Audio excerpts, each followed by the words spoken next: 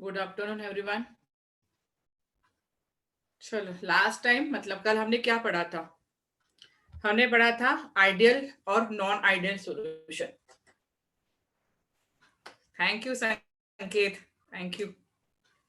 तो मैंने आइडियल और नॉन आइडियल सॉल्यूशन हमने पढ़ा था। आइडियल मतलब जो राउल्स लॉ को फॉलो करता है, नॉन आइडियल जो राउल्स लॉ को फॉलो नहीं करेगा, करेगा बट डिफरेंट कंडीशन पे, एट ऑल कॉन्सेंट्रेशन पे या ऑल टेम्परेचर पे जो राउल्स लॉ को फॉलो करेगा वो है आइडियल, और बाकी था नॉन आइडियल। तो हमने देखा कि कौन कौन से फैक्टर देखे। डेल्टा वी वाला देखा हमने, delta we mix, change in volume of mixture. अगर एज इट इज है वॉल्यूम, अगर एज इट इज है जीरो आ रहा है तो आइडियल होगा। डेल्टा एच मिक्सिंग, अगर बॉन्ड ब्रेक हो रहा है तो हीट एब्जॉर्ब हो रही है, बॉन्ड फॉर्म हो रहा है तो एनर्जी क्या होगी, वहां पे रिलीज होगी। जितनी एब्जॉर्ब हो रही है अगर उतनी ही रिलीज हो रही है तो वहां पे आइडियल रहेगा। अगर नहीं हो रही है, नॉट इक्वल टू जीरो है, तो नॉन आइडियल। देन हमने देखा फोर्स ऑफ अट्रैक्शन, इंट्रैक्शन कैसे है। Then delta S that is entropy, और delta G change in Gibbs free energy, दोनों के लिए सेम रहेगी। जब भी कोई मिक्सचर फॉर्म होता है रैंडमनेस बढ़ती है, तो आइडियल नॉन आइडियल दोनों में हो रहा है। गिब्स एनर्जी की मैं बात करूं तो गिब्स फ्री एनर्जी में क्या रहेगा, वहां पे जो स्पॉन्टेनियस रिएक्शन है तो वो हमेशा निगेटिव में रहेगा। तो ये सब चीजें हमने पढ़ी है। अभी हमने बात की थी नॉन आइडियल सॉल्यूशन। इसकी बात कर रहे हैं हम, non ideal, non ideal solution की बात करें। अभी नॉन आइडियल सॉल्यूशन हमने देख लिया कि delta V not equal to zero, delta H not equal to zero, delta S और डेल्टा जी तो सबके लिए सेम है, फोर्स ऑफ इंटरेक्शन सेम रहेगा, सेम सब में। तो वो चीजें हुई थी हमारा, sorry force of attraction different रहेगा। नॉन आइडियल की बात करें, अभी जो नॉन आइडियल सॉल्यूशन है वो दो तरह का डेविएशन दिखाता है। एक जो डेविएशन दिखाएगा वो होगा पॉजिटिव डेविएशन, एक डेविएशन को हम बोलते हैं पॉजिटिव डेविएशन, और दूसरा जो शो करता है that is called as negative deviation. एक क्या शो करेगा, पॉजिटिव डेविएशन शो करेगा, और दूसरा क्या शो कर रहा है, नेगेटिव डेविएशन शो कर रहा है। तो हम यहाँ पे जो पहला डिस्कस करेंगे that is non ideal solution showing negative deviation. तो पहला हम देखते हैं, यहाँ पे दो तरह के डेविएशन होते हैं, पॉजिटिव एंड नेगेटिव। तो हम देखेंगे non ideal solution showing negative deviation. कौन सा डेविएशन शो कर रहा है, ये नेगेटिव डेविएशन शो कर रहा है। अभी नेगेटिव डेविएशन कब शो करेगा ये हमें देखना है, नेगेटिव डेविएशन कब शो करेगा, पहला पॉइंट। अभी मैं नेगेटिव डेविएशन की बात करूं तो यहां पे आपको पता है कि पी टोटल मतलब कौन सी वैल्यू होगी, एक्सपेरिमेंटल वैल्यू होगी। यहाँ पे ये कौन सी है, एक्सपेरिमेंटल है, ठीक है। या इसी को हम बोलेंगे एक्सपेरिमेंटल, या इसी को हम बोलेंगे ऑब्जर्व वैल्यू। अगर ऑब्जर्व वैल्यू या experimental value less than P naught A x A plus P naught B x B, मतलब एक्स बी मतलब मोल फ्रैक्शन ऑफ बी।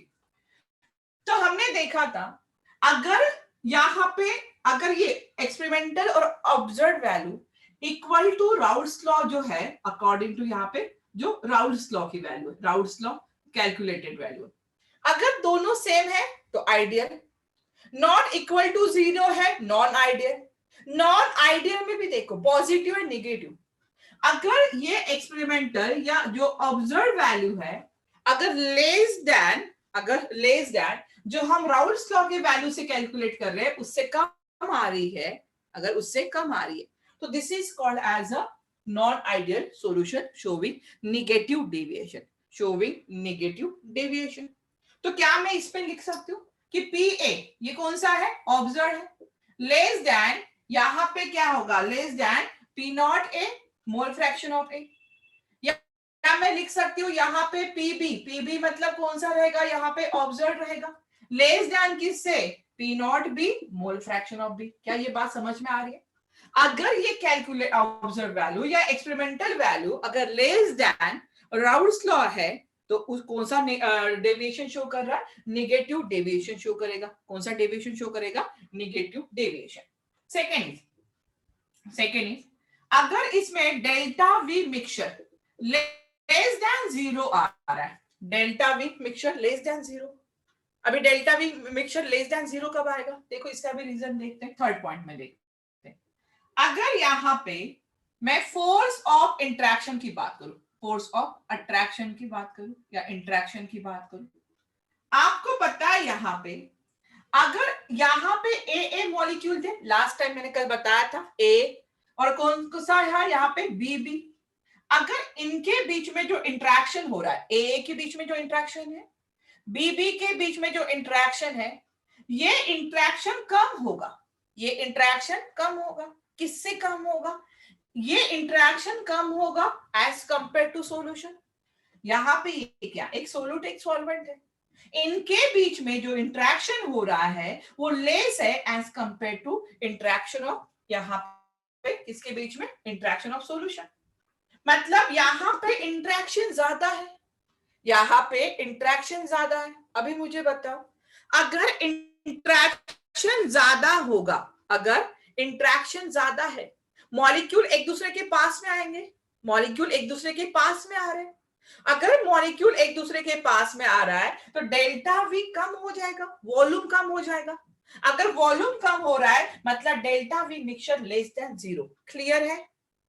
जो इंट्रैक्शन है ए और बी का वो कम रहेगा as compare to A B, तो मॉलिक्यूल एक दूसरे के पास आएंगे और जो चेंज इन वॉल्यूम होगा वो क्या हो जाएगा? कम हो जाएगा। तो वही तो लिखा मैंने, डेल्टा वी मिक्सचर कितना है? लेस देन 0 है।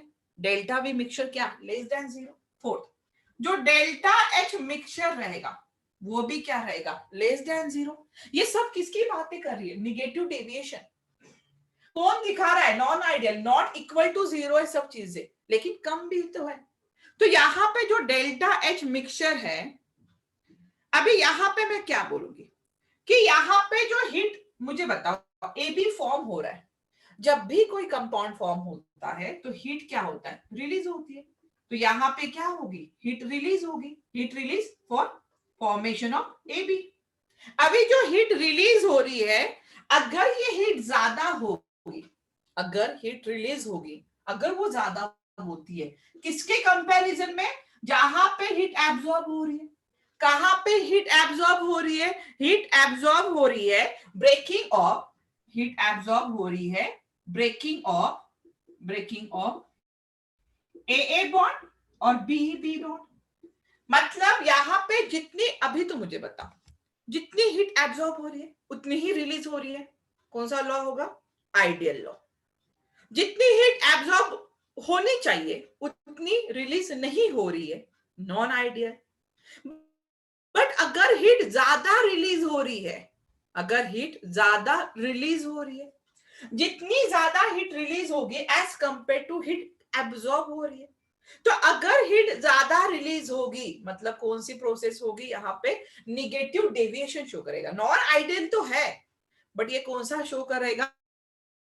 ये निगेटिव डेविएशन शो करेगा। क्या करेगा? Negative deviation.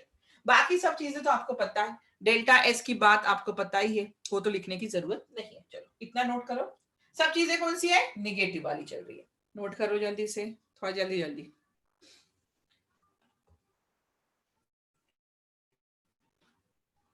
अब इसके अपोजिट क्या होगा? पॉजिटिव डेविएशन होगा।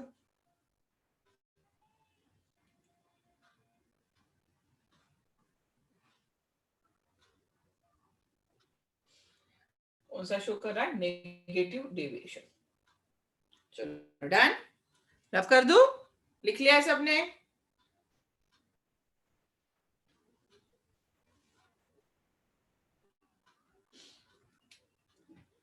Less than 0 negative deviation. मैं रफ कर रही हूं अभी। मैम लास्ट में क्या लिखा? नहीं लिखा। कौन सा? मैम लास्ट वाली लाइन।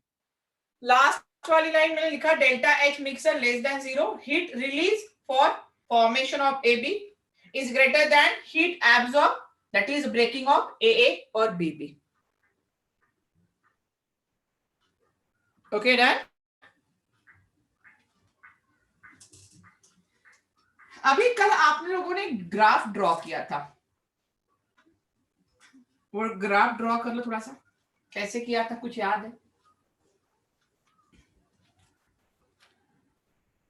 आप लोगों ने कल एक ग्राफ ड्रॉ किया था, किसका था? यहाँ पे ड्रॉ कर दो। एक ये है कंपोजिशन वर्सेस वेपर प्रेशर। यहाँ पे क्या लिखा था आपने? XA मतलब मोल फ्रैक्शन ऑफ A, यहाँ पे 0 है, मतलब मोल फ्रैक्शन ऑफ B कितना रहेगा? 1। यहाँ पे मोल फ्रैक्शन ऑफ A 1 है, मतलब यहाँ पे मोल फ्रैक्शन ऑफ B कितना रहेगा? 0 रहेगा। यहाँ पे B है, मतलब ये पार्शियल प्रेशर यहाँ पे, चलिए यहाँ पे ही कर देती हूँ, यहाँ पे इसको डॉटेड लाइन से दिखाती हूँ।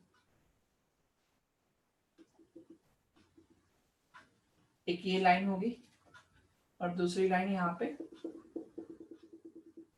ये स्ट्रेट लाइन, ठीक है। यहाँ पे क्या था?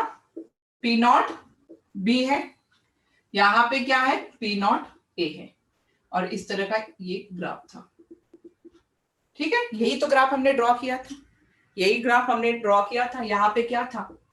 P इज इक्वल टू, यहाँ पे P total is equal to P naught A plus P naught B। P total is equal to P naught A P naught B, ठीक है। किसके लिए? नॉन आइडियल सॉल्यूशन, यहाँ पे लिख लो, नॉन आइडियल सॉल्यूशन शोविंग कौन सा deviation? Showing negative deviation, showing negative deviation, दिखाई दे रहा है ना? हाँ, शोविंग नेगेटिव डेविएशन। अभी मुझे बता कि मैंने कहा कि जो ऑब्जर्व है, जो एक्सपेरिमेंटल वैल्यू है, वो क्या होनी चाहिए? कम हो रही है। वो क्या हो रही है? कम हो रही है। तो ग्राफ देखो कुछ इस तरह है, ये तो स्ट्रेट लाइन में जा रहा है, कम हो रही है मतलब ग्राफ कुछ इस तरह से आएगा। ये वाला देखो ग्राफ कैसे आ रहा है, ये इस तरह से दिखाना है, इससे कम हो रहा है ना, इससे कम हो रहा है, तो ये ग्राफ कुछ इस तरह से आएगा, इससे कम हो रहा है, ठीक है, इससे यहाँ पे कम हो रहा है, इस तरह से। अभी यहाँ पे P नॉट बी का भी क्या हो रहा है? यहाँ पे कम हो रहा है, तो ये तो ऊपर अगर लगा तो ज्यादा हो जाएगा, ये भी नीचे, ये भी क्या हो जाएगा? नीचे आएगा, ठीक है। यहाँ पे इसका ग्राफ कैसे आएगा? ये भी टोटल भी देखना पड़ेगा, तो ये भी नीचे आएगा, इस तरह का ग्राफ ड्रॉ करना है। क्लियर हो रहा है? जो आना चाहिए था उससे कम, जो आना चाहिए था उससे कम, जो आना चाहिए था उससे कम हो रहा है। तो ये किसके लिए है? नेगेटिव डेविएशन के लिए। ये किसके लिए? नेगेटिव डेविएशन के लिए।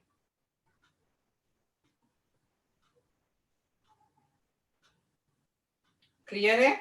चलो, आपको पता है कि क्या किया हमने यहाँ पे? कुछ एग्जाम्पल लेते हैं इसके। Example number 1, first example. अभी यहां पे मैं फर्स्ट एग्जाम्पल ले रही हूं, सोल्यूशन ऑफ CHCl3, और यहां पे दूसरा लिया है CH3COCH3। देखो CHCl3 क्या होता है? किसी को नाम पता है CH3L3 का? CHCl3 होता है क्लोरोफॉर्म। CHCl3 क्या होगा? क्लोरोफॉर्म होगा। एंड CH3COCH3 ये क्या होता है? ये होता है आपका एसीटोन। अभी आपको पता है कि जो क्लोरोफॉर्म है और एसीटोन है, दोनों के इसमें कोवैलेंट कंपाउंड है, ठीक है, नॉन पोलर है। और जो नॉन पोलर होता है उसमें कौन सा फोर्स एक्सर्ट करता है? जब भी नॉन पोलर की बात करूं तो उसमें फोर्स जो होता है वंडरवॉल फोर्स ऑफ अट्रैक्शन। क्या ये बात समझ में आ रही है? क्लोरोफॉर्म हो, एसीटोन हो, दोनों नॉन पोलर कंपाउंड है, और इनमें जो फोर्स ऑफ अट्रैक्शन होता है कौन सा होता है? Van der Waals force of attraction, van der Waals force of attraction. इसमें भी वंडरवॉल फोर्स ऑफ अट्रैक्शन, एक सोल्यूट होगा एक सॉल्वेंट होगा। अभी अगर मैं इनका सॉल्यूशन बना दूं, अगर यहाँ पे हम सॉल्यूशन बनाए, देखो इसको कैसे लिखेंगे? सी यहाँ पे, देन यहाँ पे H, यहाँ पे एक Cl आ जाएगा, यहाँ पे Cl आ जाएगा, यहाँ पे Cl आ जाएगा। ऑक्सीजन यहाँ पे ये देखो डबल बॉन्ड O है, CH3 और CH3। क्या मैं लिख सकती हूँ इस तरह से? आप देख रहे हो कि निगेटिवली चार्ज ऑक्सीजन है, पॉजिटिवली चार्ज हाइड्रोजन ना भाई, ये क्लोरीन क्या करेगा, अपनी तरफ इलेक्ट्रॉन अट्रैक्ट करेगा। अभी ये इलेक्ट्रॉन डेफिशिएंट हो गया तो ये भी बोलेगा कि मुझे इलेक्ट्रॉन दे दो, तो इस पे पार्शियल पॉजिटिव चार्ज यहाँ पे, तो इस पे भी ये इलेक्ट्रॉन अपनी तरफ दे देगा, तो इस पे पार्शियल पॉजिटिव आएगा। इलेक्ट्रॉन तो है ही, इलेक्ट्रॉन निगेटिव, तो ये निगेटिव चार्ज। तो पॉजिटिवली चार्ज हाइड्रोजन ऑक्सीजन यहाँ पे इनके बीच में क्या होगी, इनके बीच में हाइड्रोजन बॉन्डिंग होगी, इनके बीच में हाइड्रोजन बॉन्डिंग होगी। देखो समझ लो, पहले क्या था, वंडरवॉल फोर्स ऑफ अट्रैक्शन था इन सोल्यूट एंड सॉल्वेंट में, लेकिन दोनों को जब कंबाइन किया और दोनों का जब सॉल्यूशन बना तो इनके बीच में हाइड्रोजन बॉन्डिंग हो गई। ये भी एक एग्जांपल है हाइड्रोजन बॉन्डिंग का। अभी मुझे बताओ, ये हाइड्रोजन बॉन्डिंग आपको पता है कि हाइड्रोजन बॉन्डिंग कैसी होती है, स्ट्रॉन्ग बॉन्डिंग होता है। हाइड्रोजन बॉन्डिंग कैसी होती है, स्ट्रॉन्ग बॉन्डिंग। क्या ये इजीली वेपराइज करेगा, नहीं, ये इजीली वेपराइज नहीं करेगा। मतलब जितनी एक्सपेरिमेंटल वैल्यू आनी चाहिए थी, जितनी एक्सपेरिमेंटल वैल्यू आनी चाहिए थी उतनी आ रही क्या, अभी नहीं आ रही है, क्योंकि इन्होंने हाइड्रोजन बॉन्डिंग बना ली है। हाइड्रोजन बॉन्डिंग स्ट्रॉन्ग बॉन्डिंग होती है, तो ये इजीली वेपराइज नहीं होगा, तो वेपर प्रेशर इजीली फॉर्म नहीं होगा, मतलब कम फॉर्म होगा। क्योंकि यहाँ पे पहले जो था वेपर प्रेशर ज्यादा था, यहाँ पे जो कैलकुलेटेड किया एक्सपेरिमेंटली तो समझ में आया कि नहीं ऐसा नहीं हो रहा है, वैल्यू कम आ रही है। मतलब ये कौन सा डेविएशन शो कर रहा है, ये नेगेटिव डेविएशन शो कर रहा है। मतलब जो वैल्यू आनी चाहिए थी उससे कम आ रही है। क्यों कम आ रही है, because of formation of hydrogen bonding, because of formation of hydrogen bonding. तो एक एग्जांपल ये वाला हो गया। अगर मैं यहाँ पे दूसरा एग्जांपल दिखाऊं, अगर यहाँ पे नंबर ऑफ एग्जांपल्स हैं, तो पहला एग्जांपल लिख लो यहाँ पे। क्या आप क्लोरोफॉर्म और एसीटोन को देख के समझ पाओगे कि हाइड्रोजन बॉन्डिंग है? एग्जांपल इंपॉर्टेंट है, क्योंकि कभी कभी which of the following shows hydrogen bonding, ये भी आ जाता है, तो आपको पता होना चाहिए कि ये भी हाइड्रोजन बॉन्डिंग शो कर सकता है, ये भी हाइड्रोजन बॉन्डिंग शो करता है। उसके बाद नेक्स्ट है सेकेंड, CHX3। CHX3 X में क्या हो जाएगा, यहाँ पे क्लोरीन, ब्रोमीन, आयोडीन, हेलोफॉर्म कहते हैं यहाँ पे। एंड यहाँ पे ऑक्सीजन होगा या नाइट्रोजन होगा, ऑक्सीजन नाइट्रोजन कंटेनिंग ग्रुप। अगर आपके पास एक है हेलोफॉर्म, कोई भी हेलोफॉर्म ले लो, और दूसरा है oxygen and nitrogen containing compound है, तो ये हमेशा नेगेटिव डेविएशन शो करता है। यही तो हो गया ना, ये ऑक्सीजन नाइट्रोजन कंपाउंड, तो ये हमेशा नेगेटिव डेविएशन शो करेगा। ये हमेशा कौन सा डेविएशन शो करेगा, नेगेटिव। एग्जांपल लेते हैं यहाँ पे, देखो जैसे मैंने बोला यहाँ पे CHI3 होगा, ठीक है, यहाँ पे मैंने कहा CHI3 होगा, और यहाँ पे आप ले रहे हो C2H5NH2, यहाँ पे कौन सा नाइट्रोजन कंटेनिंग कंपाउंड है, तो ये भी कौन सा डेविएशन शो कर रहा है, ये भी नेगेटिव डेविएशन शो कर रहा है, ये भी कौन सा शो कर रहा है, नेगेटिव डेविएशन। उसके बाद फोर्थ एग्जांपल, अगर कोई भी strong acid, any strong acid, example देखो, if any strong acid dissolve in water, if any strong acid dissolve in water, it shows a negative deviation। strong acid मतलब HCl हो गया plus water हो गया, H2SO4 होगा plus water होगा, any strong acid dissolve in water, it shows negative deviation। देखो example देखो, आपको ग्राफ तो समझ में आ ही गया होगा, जो वैल्यू आनी चाहिए थी उससे कम आ रही है, वो ग्राफ हो गया। एग्जाम्पल क्या होगा कि haloform reacts with oxygen nitrogen containing group, यहाँ पे ऑक्सीजन है, यहाँ पे नाइट्रोजन है। स्ट्रॉन्ग एसिड वाटर, ये भी हमेशा नेगेटिव डेविएशन शो करेगा। चलो नोट करो, नोट करना जल्दी से। चलो नेक्स्ट शो करो, non ideal solution showing positive deviation. अभी इसके अपोजिट होगा ना पॉजिटिव डेविएशन, इसके अपोजिट होगा, रफ कर दो, आप कर लो पॉजिटिव डेविएशन जल्दी से।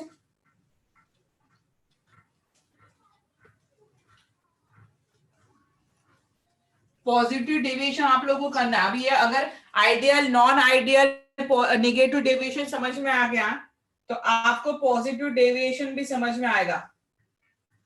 नेक्स्ट जानो, नॉन आइडियल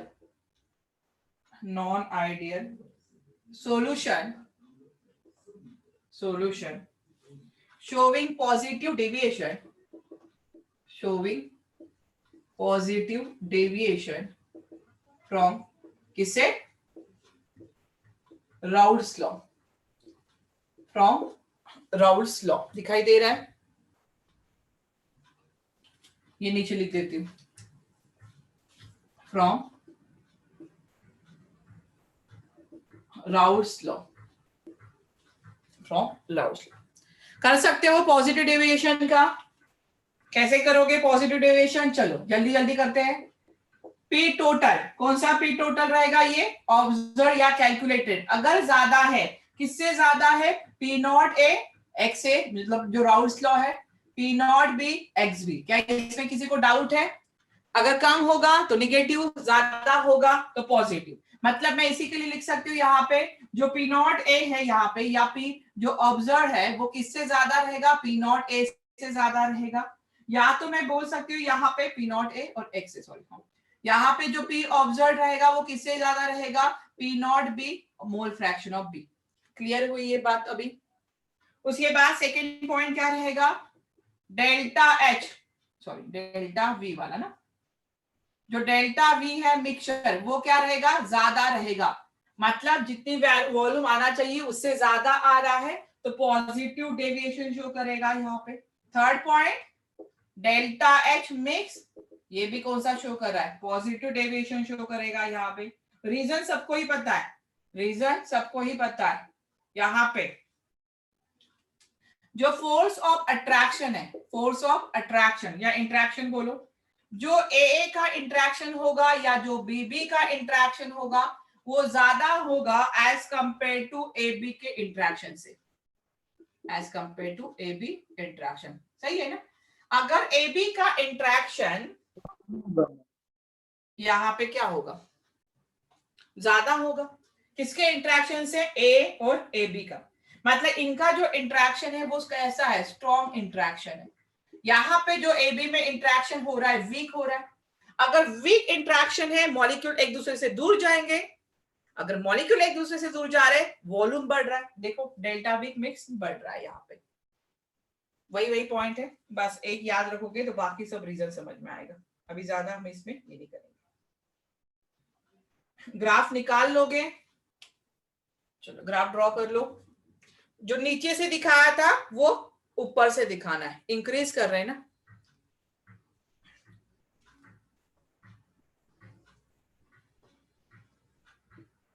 जो नीचे से दिखाया था वो ऊपर से करना है। ग्राफ ड्रॉ कर लो।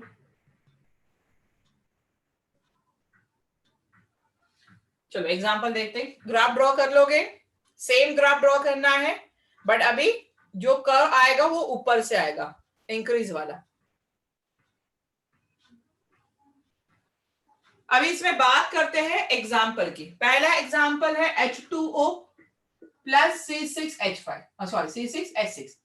H2O वाटर है, C6 क्या है? C6H6 बेंजीन है। इसमें हाइड्रोजन बॉन्डिंग होती है, इसमें हाइड्रोजन बॉन्डिंग होगी, मतलब स्ट्रॉन्ग बॉन्डिंग होगी। इसमें वंडरवॉल फोर्स ऑफ अट्रैक्शन होता है। जो वाटर है उसमें हाइड्रोजन बॉन्डिंग है, स्ट्रॉन्ग बॉन्डिंग है। बेंजीन क्या है? बेंजीन में weak van der Waal force of attraction है।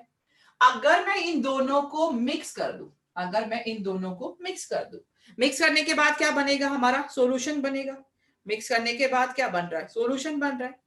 तो यहाँ पे जो सॉल्यूशन बनेगा किसका? H2O C6H5। तो जहां पे स्ट्रॉन्ग बॉन्डिंग होगी तो इनके बीच में weak, because of van der Waal force की वजह से जो फोर्स ऑफ अट्रैक्शन है, जो फोर्स ऑफ अट्रैक्शन है वो क्या होगा? डिक्रीजेस। पहले तो अच्छा खासा फोर्स था, but van der Waals force of attraction की वजह से फोर्स ऑफ अट्रैक्शन डिक्रीज हो रहा है, मॉलिक्यूल एक दूसरे से दूर जा रहे हैं, वॉल्यूम इंक्रीज हो रहा है। तो डेल्टा वी इंक्रीज हो रहा है, डेल्टा वी क्या हो रहा है? इंक्रीज हो रहा है। उसके बाद कौन सा एग्जाम्पल ले सकते हो? सेकेंड एग्जाम्पल है C2H5OH क्या रहेगा? C2H5OH क्या होता है? C2H5OH that is called as ethanol. और इथेनॉल में कौन सी बॉन्डिंग होती है? Hydrogen bonding. इसको भी यूज कर लो C6H5CH3 में। C6H5CH3 that is toluene. Toluene में कौन सा होता है? Van der Waals force of attraction.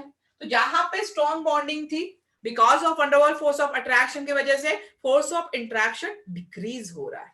अगर फोर्स ऑफ इंट्रैक्शन डिक्रीज होगा, सोचो मॉलिक्यूल एक दूसरे से दूर जाएंगे और वॉल्यूम क्या होगा? इंक्रीज होगा। तो जहां पे हाइड्रोजन बॉन्डिंग है पहले से, अगर वो किसी वंडरवॉल फोर्स ऑफ अट्रैक्शन ऐसे कंपाउंड है जिसमें वीक फोर्स ऑफ अट्रैक्शन है, उसके साथ अगर बॉन्ड बना रहा है, तो वहां पे कौन सा डेविएशन होगा? Positive deviation. कौन सा डेविएशन हो रहा है? ये पॉजिटिव डेविएशन। चलो नोट कर लो जल्दी से,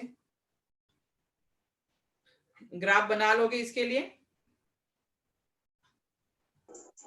मैम ग्राफ बता दो ना मैम। अच्छा ग्राफ नहीं बनाया, चलो ठीक है।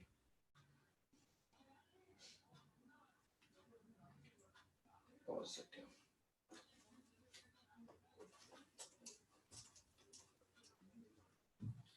आप लोग बनाओ एक बार, फिर बाद में चेक कर लो।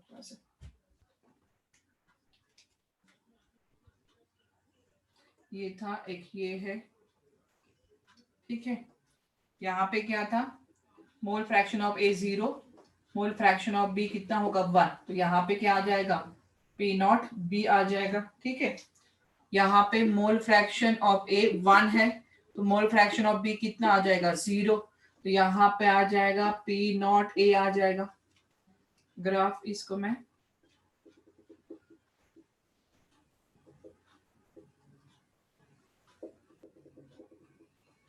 थोड़ा ये हो गया, ठीक है। थोड़ा सा अभी क्या कहा? इंक्रीज हो रहा है, इंक्रीज हो रहा है। पहले हमने नीचे से लिया था इंक्रीज पॉजिटिव, पहले हमने नीचे से लिया था। ये ग्राफ देखो यहाँ पे, ये वाला ग्राफ, ये भी क्या होगा? पहले हमने नीचे से लिया था, अब थोड़ा ऊपर से ले लो, बस कोई ज्यादा चेंजेस नहीं है। इसका क्या होगा यहाँ पे? उसको भी ऊपर से ले लो,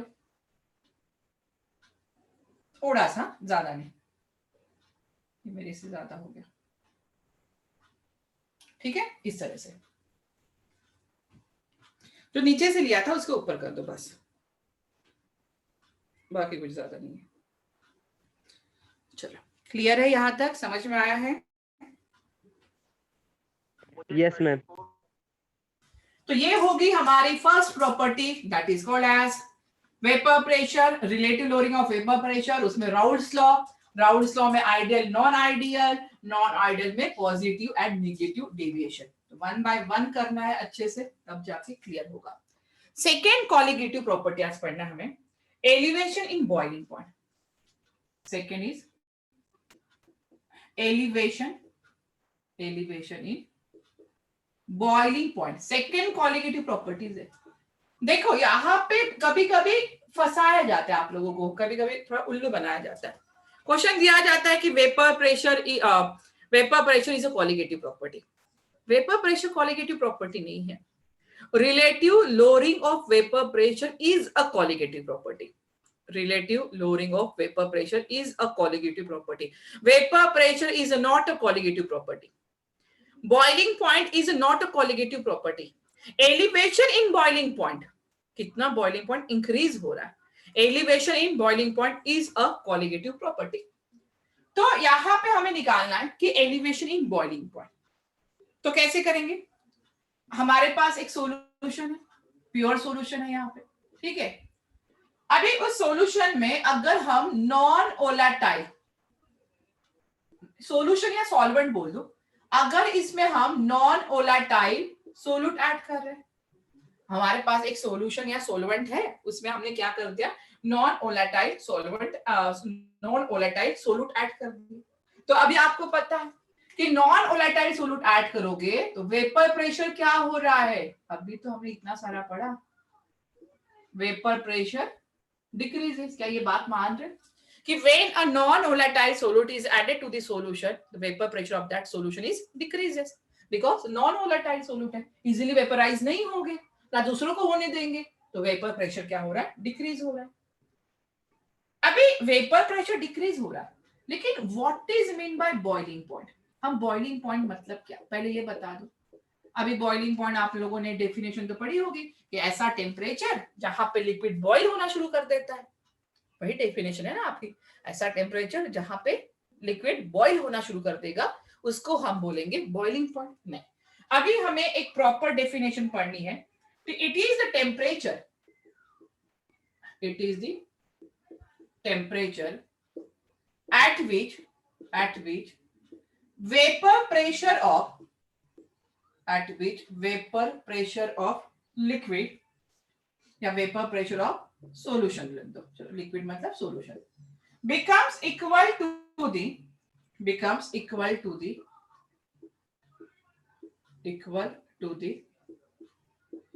atmospheric pressure, become equal to the atmospheric pressure। सही है ना? It is the temperature at which vapour pressure of solution, जहां पे वेपर प्रेशर, जो सोल्यूशन का वेपर प्रेशर है, किसके बराबर आएगा, जहां पे एटमॉस्फेरिक प्रेशर के बराबर आएगा, उसको हम कहेंगे बॉइलिंग पॉइंट। वो डेफिनेशन छोड़ दो कि जो बॉइल होगा उस टेम्परेचर को हम बॉइलिंग पॉइंट बोलेंगे। सही थी, बट ये और ज्यादा सही है कि it is a temperature at which vapour pressure of solution becomes equal to the atmospheric pressure, becomes equal to the atmospheric pressure. देखो एक ग्राफ निकालते पहले, छोटे छोटे ग्राफ याद रखना। यहां पे मैंने ले लिया वेपर प्रेशर, यहां पे हमने ले लिया वेपर प्रेशर, यहां पे ले लिया है टेम्परेचर, यहां पे क्या है, टेम्परेचर। अभी जो पहला ग्राफ हम बनाएंगे, यहाँ पे ये बना रही मैं यहाँ पे इस तरह से, ठीक है, थोड़ा सा हटा देते हैं उसको।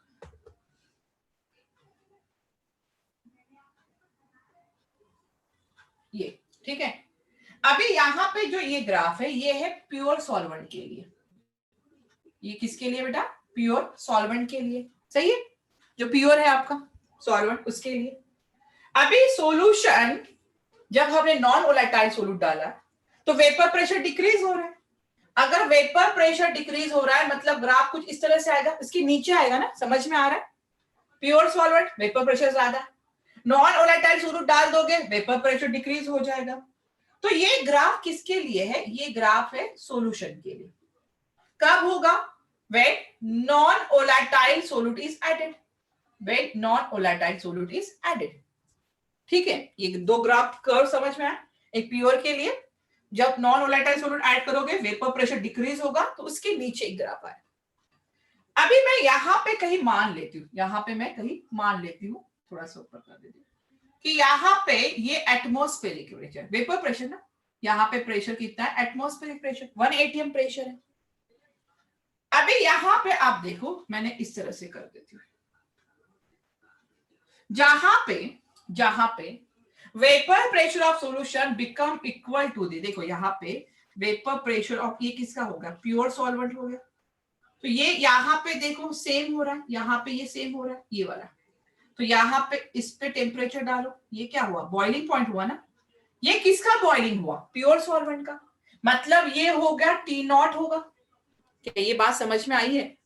ये क्या होगा, यहाँ पे T0 होगा। क्यों, ये बॉइलिंग पॉइंट है जहां पे vapour pressure of solvent becomes equal to the atmospheric, this temperature is called as a boiling point of pure solvent. ठीक है, यहां पे देखो ये टेम्परेचर यहाँ पे, तो ये क्या हो जाएगा, ये हो जाएगा बॉइलिंग पॉइंट ऑफ सॉल्यूशन, मतलब T से।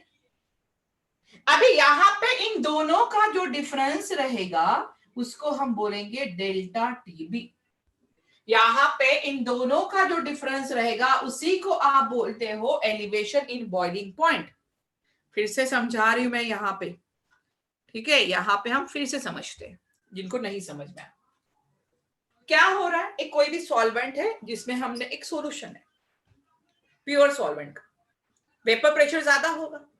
नॉन वोलेटाइल सॉल्यूट ऐड करोगे वेपर प्रेशर डिक्रीज होगा। बॉइलिंग पॉइंट क्या होता है, it is the temperature at which vapour pressure of solution becomes equal to the atmospheric pressure. तो पहला ग्राफ मैंने प्योर सॉल्वेंट के लिए निकाला और मैंने कहा जब मैं नॉन वोलेटाइल सॉल्यूट ऐड करूंगी तो वेपर प्रेशर डिक्रीज होगा, तो नीचे एक ग्राफ आया। हमने मान लिया ये 1 atm है, एटमॉस्फेरिक प्रेशर है। प्योर सॉल्वेंट का vapour pressure becomes equal to the atmosphere and this point is called as a boiling point of pure solvent, that is a T nought. जहां पे नॉट आता है वो प्योर होता है। सॉल्यूशन है, यहां पे आ गया, ये हो गया बॉइलिंग पॉइंट ऑफ, यहां पे हो गया बॉइलिंग पॉइंट ऑफ किसका हो गया, सॉल्यूशन का हो गया। तो delta TB is equal to क्या आएगा, बड़ा कौन है, टी है ना, ये टी क्या है, टी क्या है, boiling point of solution, T क्या है, boiling point of solution, minus क्या होगा टी नॉट क्या है, boiling point of pure solvent. चलो लिख देती हूँ यहाँ पे delta TB is called as elevation, यहाँ पे इन बॉइलिंग पॉइंट, मैं बीपी लिख रही हूँ, बीपी मतलब ब्लड प्रेशर नहीं, बॉइलिंग पॉइंट होगा, याद रखना। टी क्या होगा यहाँ पे, टी होता है बॉइलिंग पॉइंट ऑफ सॉल्यूशन, ठीक है। और टी नॉट क्या होगा, boiling point of pure solvent, ये हो जाएगा boiling point of pure solvent. Clear है, इक्वेशन क्या है, delta TB is equal to T minus T nought. Clear है, समझ में आ रहा है, किसी को डाउट, चलो नोट कर लो।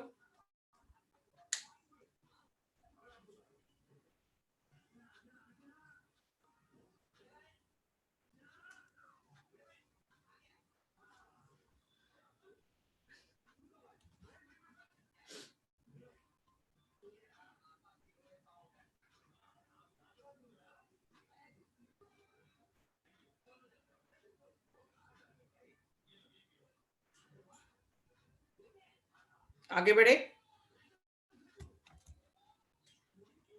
लिख लिया है सबने, आगे बढ़े।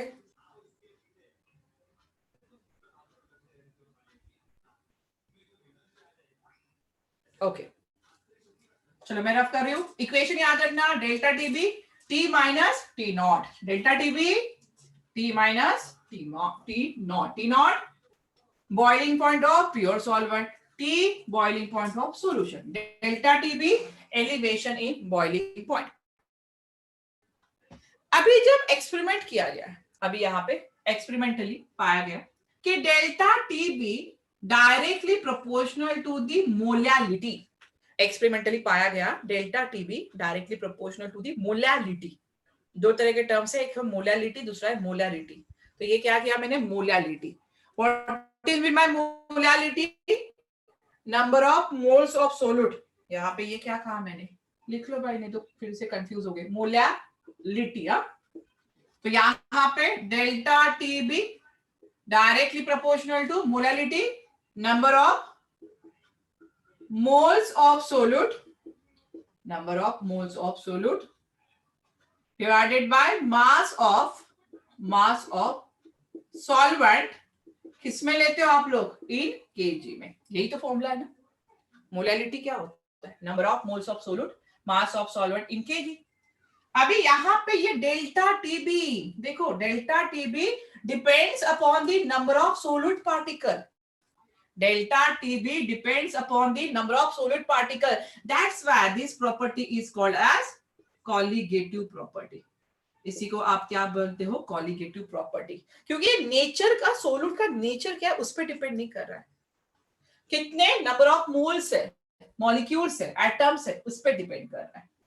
तो यहाँ पे delta TB is equal to proportionality cancel, के भी आ जाएगा, और के बी इंटू क्या लिखू, यहाँ पे मोलैलिटी लिखू डायरेक्टली, ठीक है मोलैलिटी लिख देते, फॉर्मूला पता है। अभी जो के बी है, के बी क्या हो गया, कांस्टेंट होगा, के बी क्या होगा, कांस्टेंट होगा, and this K B is called as molal, देखो नाम देखो, मोलल एलिवेशन कांस्टेंट। और दिस इज आल्सो, एक और अच्छा प्यारा सा नाम है इसका, this is called as Ebullioscopic constant. This is also called as ebullioscopic constant. अभी यहाँ पे कभी कभी डिफाइन ebullioscopic constant भी पूछा जाता है, तो यहाँ पे याद रखना जो Kb है, Kb depends on solvent not solute, Kb जो रहेगा वो आपको दिया जाएगा, तो Kb डिपेंड्स अपॉन किस पे डिपेंड्स है? Depends upon solvent. यहाँ पे केबी मोस्ट ऑफ द टाइम आपको दिया ही जाएगा, मोस्ट ऑफ द टाइम दिया जाएगा। अगर मुझे यूनिट निकालना है, यूनिट ऑफ केबी, कैसे निकालोगे आप? देखो, केबी इज इक्वल टू क्या होगा? Kb is equal to delta Tb molarity. Delta Tb kelvin में है, मोलारिटी क्या है? कि यहाँ पे मोल पर केजी, मोल पर क्या आ जाएगा? केजी यहाँ पे, तो इसका यूनिट केल्विन केजी पर मोल। यूनिट क्या आ गया? Kelvin KG. यूनिट भी याद रखो। अगर आपको डिफाइन करने के लिए कहा, अगर आपको केबी डिफाइन करने के लिए कहा, तो मोलारिटी 1 रख दो। मोलारिटी 1 रखोगे तो डेल्टा टीबी क्या होगा? Is equal to KB. Means when 1 mole of solute dissolve in 1 kg of solvent, this by increasing temperature is called as ebullioscopic constant. इसको आप क्या बोल सकते हो? ebullioscopic constant। ठीक है, तो ebullioscopic का कांस्टेंट का यूनिट याद रखो। और एक फॉर्मूला हमारा बन गया ये वाला, एक फॉर्मूला बन गया। पहला फॉर्मूला क्या था? डेल्टा टीबी, टी माइनस क्या हो जाएगा यहाँ पे? T not. Delta TB is equal to KB into molarity. KB into क्या होगा? मोलारिटी। केबी कैसे करेगा? डिपेंड करेगा सॉल्वेंट पे, और मोस्ट ऑफ द टाइम ये गिवन रहेगा। यूनिट क्या होगा? केल्विन केजी पर मोल। यूनिट क्या है? Kelvin kg per mole. चलो, क्लियर है यहां तक?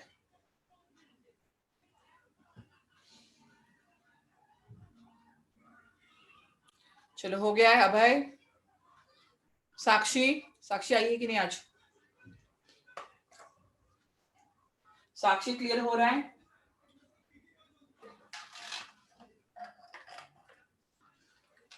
चलो, क्लियर हो गया? यहां तक किसी को डाउट है? मतलब हम सॉल्यूशन अपने न्यूमेरिकल सॉल्व करेंगे। न्यूमेरिकल्स आप लोग ट्राई करोगे, मतलब जो भी डाउट होंगे यहीं पे क्लियर हो जाएंगे। चलो, मैं रब कर रही हूँ।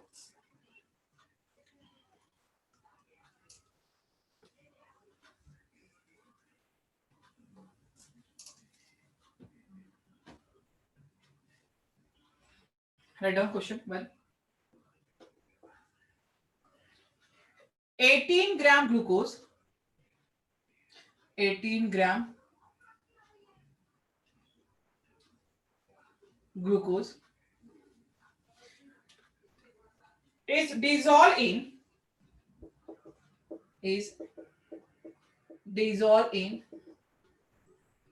1 kg water. Dissolve in 1 kg water. Find the boiling point of किसका? सॉल्यूशन का। Find the boiling point of solution. यहाँ पे गिवन में दिया है boiling point of pure water. आपको शायद पता ही होगा, नहीं दिया है तब भी 373 कैलोरी। नहीं दिया है तब भी आपको पता होना चाहिए। केबी फॉर वाटर, जो केबी फॉर वाटर दिया आपको directly equal to 0.52 kelvin kg per mole. चलो, सॉल्व करो। पहले आप लोग ट्राई करो, फिर मैं आंसर बताती हूँ। डेल्टा टीबी, ग्लूकोज का फॉर्मूला सबको ही पता है,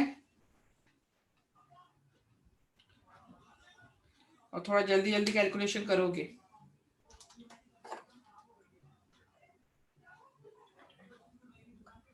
कुछ नहीं, वैल्यू रखना है बस, आंसर आ जाएगा।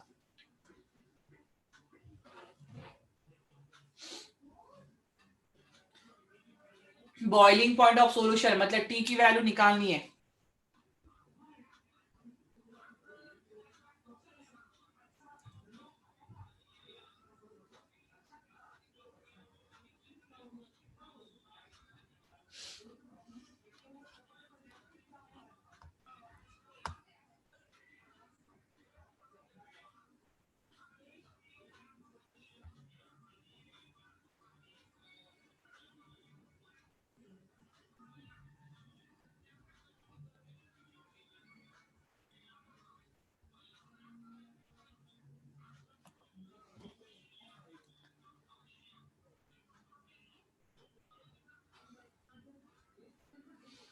चलो हो गया है, जल्दी।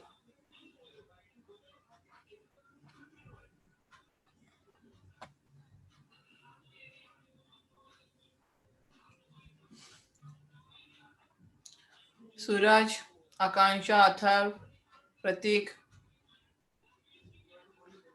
या खुद से आंसर दिया करो, ऐसे मुझे नाम लेने की जरूरत ना पड़नी चाहिए। जल्दी जल्दी आंसर, आप लोगों की तरफ से थोड़ा एक्साइटमेंट दिखाना चाहिए ना आप लोगों ने। क्या है, हमें क्या दिया है पहले वो लिख लो, क्या पूछा है वो देखो। अथर्व गलत हो रहा है, थोड़ा सा ज्यादा आ रहा है, ज्यादा आ रहा है।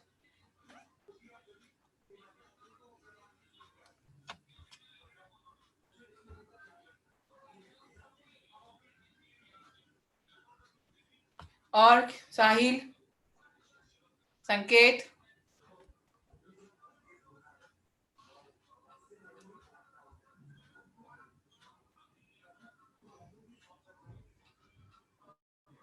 चलो सॉल्व करूं मैं।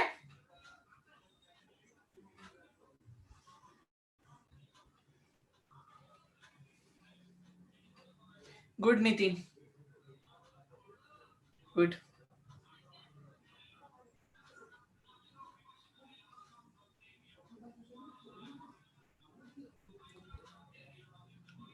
चलो सॉल्व करते हैं।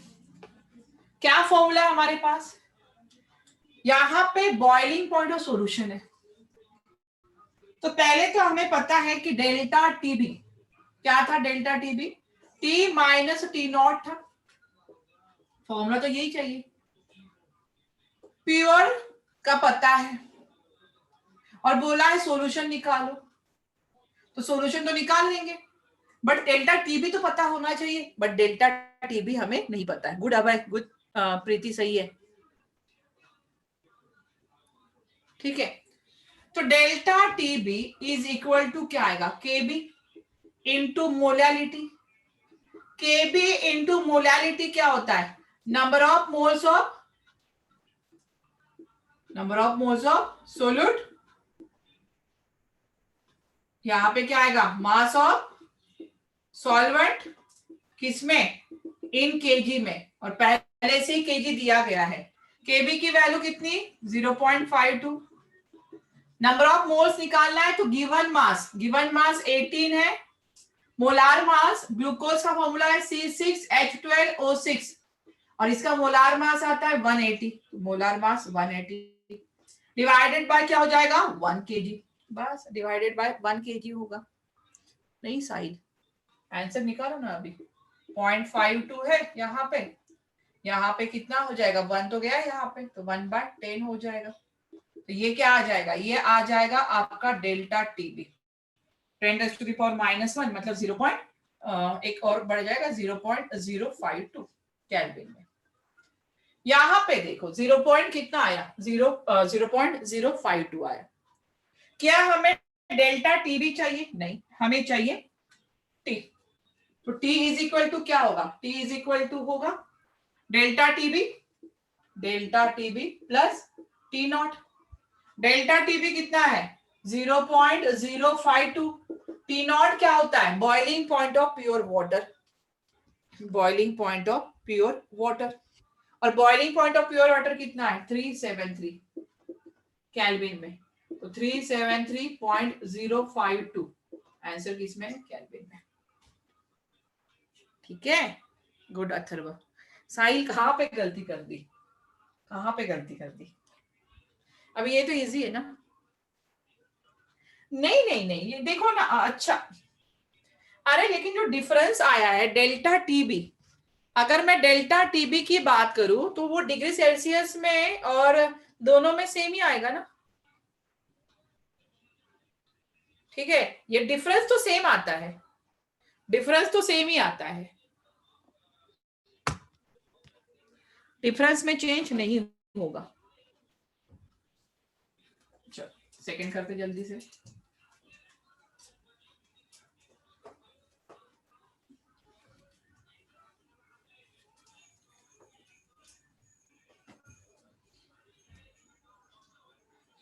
सेकंड लिखो,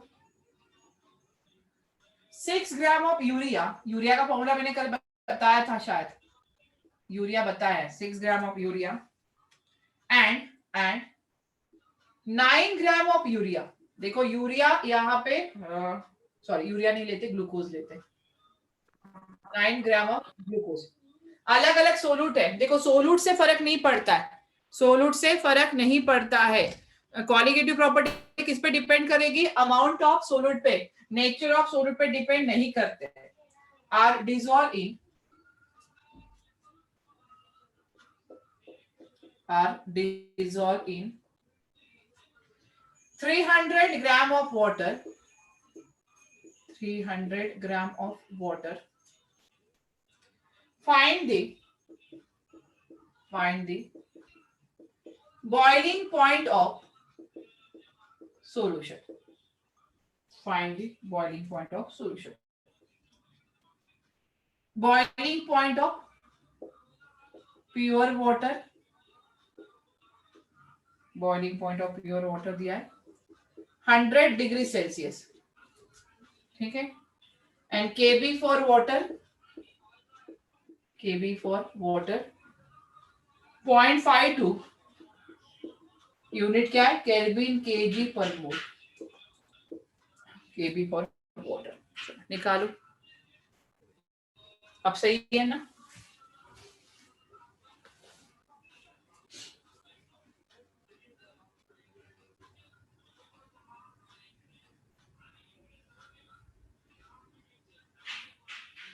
मोस्ट ऑफ द एग्जाम में केबी दिया जाता है, अगर केबी नहीं दिया गया है तो उसको कैसे निकालना है वो भी मैं बताती हूँ।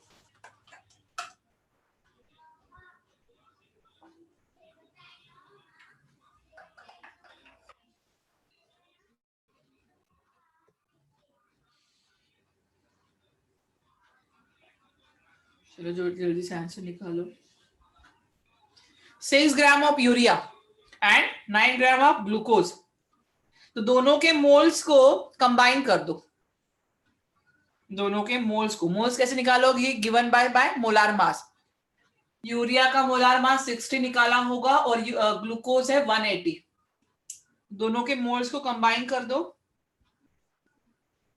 जो भी मोल्स आएंगे यहाँ पे तो आंसर आ जाएगा।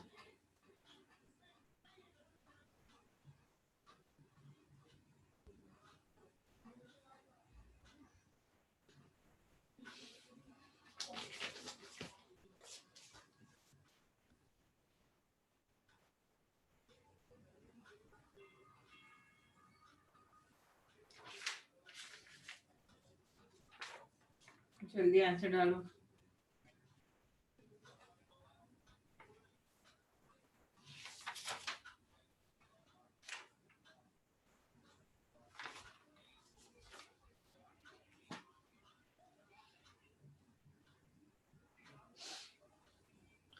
क्या बात समझ में आई है?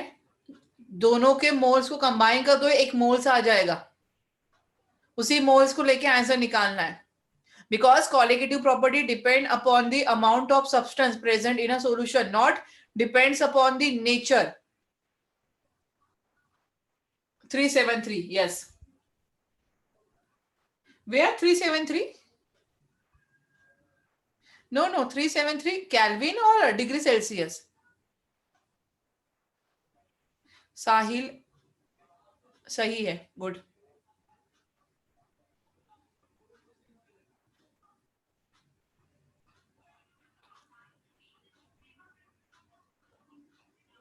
ओके अथर्व, फिर सही है।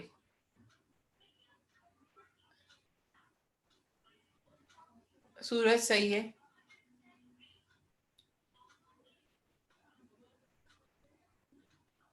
Good.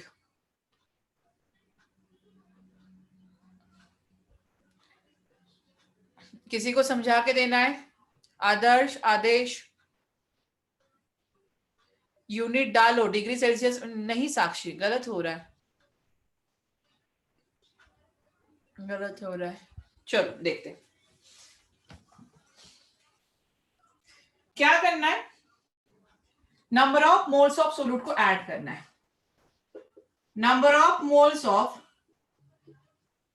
Urea plus number of moles of glucose.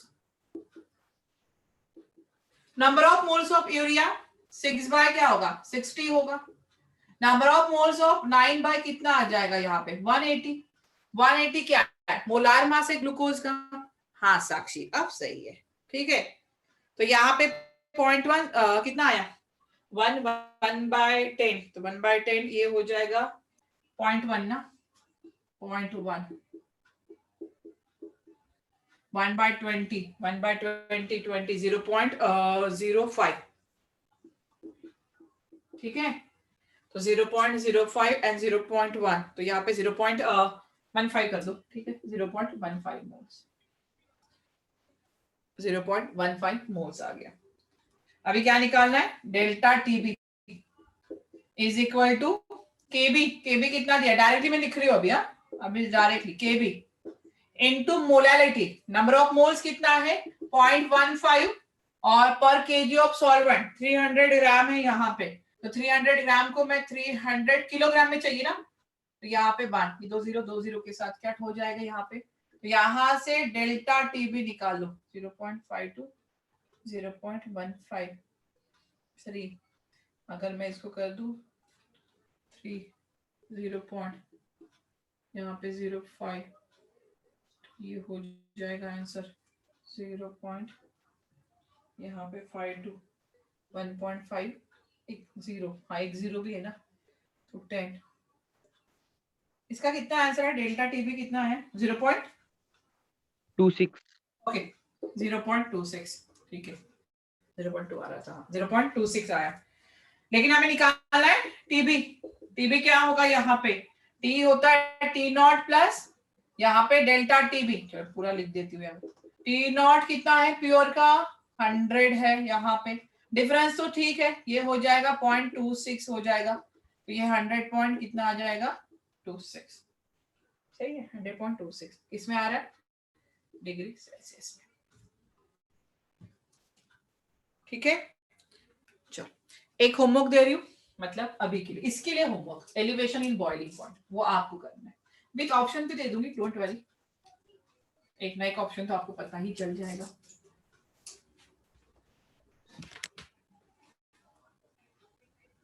चलो इसको होमवर्क ले लो। Third question in a solution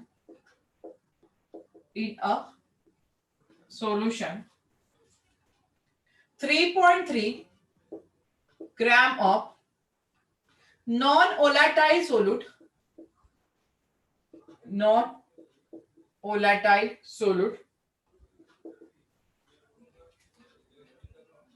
is dissolved in 125 gram of benzene. Boiling point of pure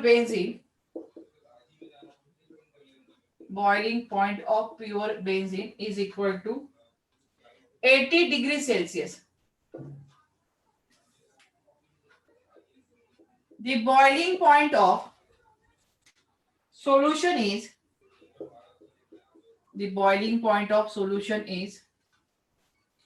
80.66 degrees Celsius. If Kb for benzene is 3.28 Kelvin kg per mole, find the molar mass of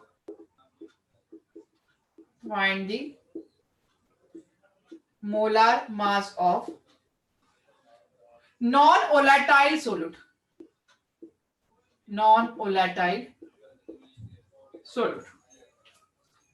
option ले लो ए 120 ग्राम पर मोल, option B is 130 ग्राम पर मोल, option C 140 ग्राम पर mole and option D 150 ग्राम पर मोल।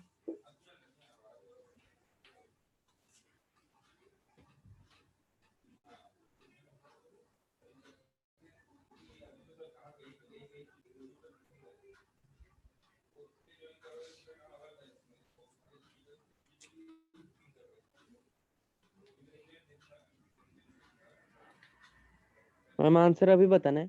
नहीं, बाद में कर लो homework, answer अभी नहीं बताना है, होमवर्क दिया है नहीं। चलो रब कर दूं। ये हो गया हाँ हमारा ma'am. Elevation in boiling point.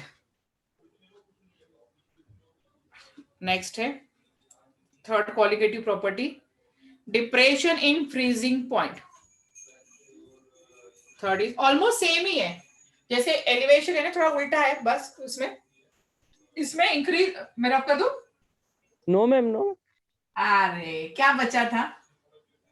Options ma'am, अच्छा वो मिटा है। अच्छा वो ऑप्शन नहीं मिठाया, नहीं तो बस फिर से बाकी कर देती हूँ। लोगों भी ऑप्शन क्या चाहिए, तुम लोग का आंसर आ ही जाएगा।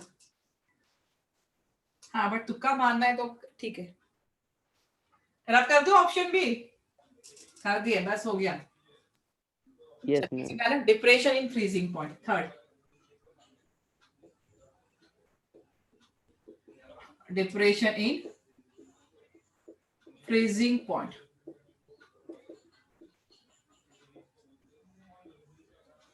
अभी डिप्रेशन इन फ्रीजिंग पॉइंट वही बात कर रहे हैं, वही बात कि नॉन वोलेटाइल सोल्यूट ऐड कर रहे हैं। नॉन वोलेटाइल सोल्यूट ऐड करेंगे तो वेपर प्रेशर क्या होगा, डिक्रीज होगा। अगर वेपर प्रेशर डिक्रीज हो रहा है तो वहां पे क्या होगा, इंक्रीज। अगर बॉइलिंग पॉइंट हो रहा है मतलब उसका अपोजिट क्या होगा, फ्रीजिंग पॉइंट डिक्रीज होगा। फ्रीजिंग पॉइंट क्या हो रहा है, decrease. But what is mean by freezing point? जैसे बॉइलिंग पॉइंट हमने कहा vapour pressure becomes equal to the atmospheric pressure, तो वैसे ही फ्रीजिंग पॉइंट होता क्या है? It is the temperature at which, it is the temperature at which vapor pressure of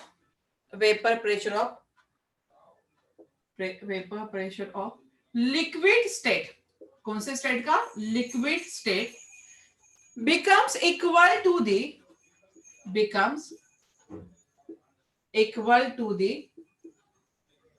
vapor pressure of solid state। मतलब liquid का vapour pressure जहां पे सॉलिड का वेपर प्रेशर दोनों जहां पे एक जगह पे हो जाएंगे, this is called as a freezing point. This is called as a freezing point. चलो ग्राफ निकालते हो, ग्राफ से ही बात करते हैं अभी। ये का हो गया वेपर प्रेशर, यहां पे है टेम्परेचर, वही बात कर रहे हैं, एक है वेपर प्रेशर दूसरा है टेम्परेचर। पहला कहीं यहां पे मैं ग्राफ ले रही हूं, ये वाला, ठीक है, एक ले लिया ये वाला ग्राफ। किसके लिए है, ये प्योर सॉल्वेंट के लिए। किसके लिए, प्योर सॉल्वेंट। मतलब प्योर सॉल्वेंट मतलब क्या, लिक्विड ही हो गया ना, प्योर सॉल्वेंट मतलब लिक्विड हो गया। अभी इसके नीचे जो दूसरा ग्राफ आएगा वो किसके लिए आएगा, सॉल्यूशन के लिए आएगा। और ये ग्राफ कब होगा, जब नॉन वोलेटाइल सोल्यूट आप ऐड करोगे, जब नॉन वोलेटाइल सोल्यूट ऐड करोगे। मतलब vapour pressure of liquid state, एक तो प्योर सॉल्वेंट होगा या तो सॉल्यूशन है, दोनों इसमें लिक्विड स्टेट है, becomes equal to the vapor pressure of solid state। तो मुझे यहाँ पे कहीं पे सॉलिड स्टेट का ग्राफ भी निकालना पड़ेगा ना। यहाँ पे देखो, यहाँ पे मैं कहीं पे एक सॉलिड स्टेट का ग्राफ भी निकालूं, ये कौन सा हो गया आपका, सॉलिड स्टेट आ गया। अभी मुझे बताओ, vapour pressure of liquid becomes equal to the vapour pressure of solid. अभी यहाँ पे ये वेपर प्रेशर ऑफ सॉलिड है, ये vapour pressure of pure solvent है, तो यहाँ पे जो फ्रीजिंग पॉइंट आएगा, यहाँ पे जो फ्रीजिंग पॉइंट आएगा किसका होगा, ये टी नॉट एफ होगा ना। समझ में आ रही है बात, टी नॉट एफ क्यों लिखा, कि यहाँ पे जो फ्रीजिंग पॉइंट है किसका है, प्योर का है, freezing point of pure solvent. अभी ये सॉल्यूशन वाला ग्राफ देखो, ये सॉल्यूशन वाले ग्राफ को मैं थोड़ा सा पीछे लेके आती हूँ, ये वाला, ठीक है, और ये ग्राफ को मैं थोड़ा सा इस तरह से दिखाती हूँ, मतलब तो यहाँ पे जो आएगा दोनों एक हो रही है, तो ये क्या होगा, टी होगा। टी मतलब क्या हो जाएगा, यहाँ पे आप टी एफ भी लिख सकते हो, ठीक है, टी एफ, वहां पे मैंने टी बी नहीं लिखा था, अगर आप चाहे तो लिख सकते हो। टी एफ मतलब यहाँ पे बॉइल, यहाँ पे टेम्परेचर, किसका टेम्परेचर रहेगा, ये फ्रीजिंग पॉइंट का रहेगा। मतलब जब देखो यहाँ पे इनका डिफरेंस, ये क्या होगा आपका डेल्टा टी एफ होगा। मतलब यहाँ पे मैं delta T F is equal to क्या लिखूं, यहाँ पे उल्टा हो रहा है ना, जो टी नॉट एफ है वो ज्यादा है किससे, टी एफ से। उल्टा आ गया, जो एलिवेशन इन बॉइलिंग पॉइंट है। डेल्टा टीएफ क्या है? डेल्टा टीएफ है depression in freezing point. T not F क्या है? यहाँ पे टी नॉट एफ रहेगा डिप्रेशन वाला जो फ्रीजिंग पॉइंट है, किसका रहेगा? प्योर सॉल्वेंट का। और ये डिप्रेशन इन फ्रीजिंग पॉइंट यहाँ पे किसका? आपका सॉल्यूशन का। तो इस तरह से, तो ये तो हो गई ग्राफ की बात। अभी इक्वेशन जो हमने पढ़ा था सेम चीज चल रही है। एक्सपेरिमेंटली पाया गया है कि जो डेल्टा टी एफ है, what is my delta T F? Depression in freezing point, directly proportional to again molality. किसके ऊपर डिपेंड है? Molality of solution. इसके ऊपर डिपेंड करेगा मोलैलिटी ऑफ सॉल्यूशन। मतलब यहाँ पे delta T F is equal to molality. मतलब क्या हो रहा है यहाँ पे? मैं लिख देती हूँ डायरेक्टली प्रोपोर्शनल। ठीक है, मोलैलिटी फिर से लिख दूं, आपको तो पता ही है अभी, number of moles of solute, यहाँ पे रहेगा मास ऑफ सॉल्वेंट, किस में ले रहे हो? इन केजी में ले रहे हो। मास ऑफ सॉल्वेंट किस में ले रहे हो? केजी में। तो यहाँ पे मैं लिख सकती हूँ delta T F is equal to, यहाँ पे देखो प्रोपोर्शनलिटी जो कांस्टेंट है वो क्या आ जाएगा? यहाँ पे के एफ आ जाएगा। तो के एफ इंटू क्या हो जाएगा? मोलैलिटी। वहां पे के बी को हमने नाम दिया था मोलर एलिवेशन कांस्टेंट, यहाँ पे हम बोलते हैं मोलर डिप्रेशन कांस्टेंट। इसको क्या कहोगे? Molar depression constant. इसको क्या कहोगे? Molar depression constant. This is also called as cryoscopic constant. उसका क्या नाम था? Elevation in boiling point. जो मोलर एलिवेशन कांस्टेंट था, मोलर एलिवेशन कांस्टेंट को ही आप बोलते थे इबिलियोस्कोपिक कांस्टेंट। यहाँ पे जो मोलर डिप्रेशन कांस्टेंट है उसको कहते हो क्रायोस्कोपिक कांस्टेंट। नाम है अलग अलग, इसको आप क्या कहोगे? Cryoscopic constant. क्लियर है? चलो पहले इतना नोट कर लो, फिर मैं आगे बढ़ती हूँ, जगह नहीं है, पहले नोट कर लो चीजें। वही इक्वेशन आ रहा है, बस थोड़ा सा चेंज हो रहा है, ध्यान देना, उल्टा मत लिख के रखना। जहां पे डिप्रेशन निकालोगे तो वहां पे एलिवेशन आ जाएगा। मैम थोड़ा नीचे कर दूं? अच्छा ध्यान नहीं। मैम हाँ बोलो। मैम क्रायोस्कोपिक कांस्टेंट भी इस पे डिपेंड करेगा क्या? सॉल्वेंट पे? सॉल्वेंट पे, यस, सॉल्वेंट पे डिपेंड करेगा। वही सेम रहेगा, यूनिट भी सेम रहेगा, केल्विन केजी पर मोल। यूनिट भी सेम रहेगा, केल्विन केजी पर मोल। क्रायोस्कोपिक कांस्टेंट मतलब 1 मोल solute dissolve in 1 kg।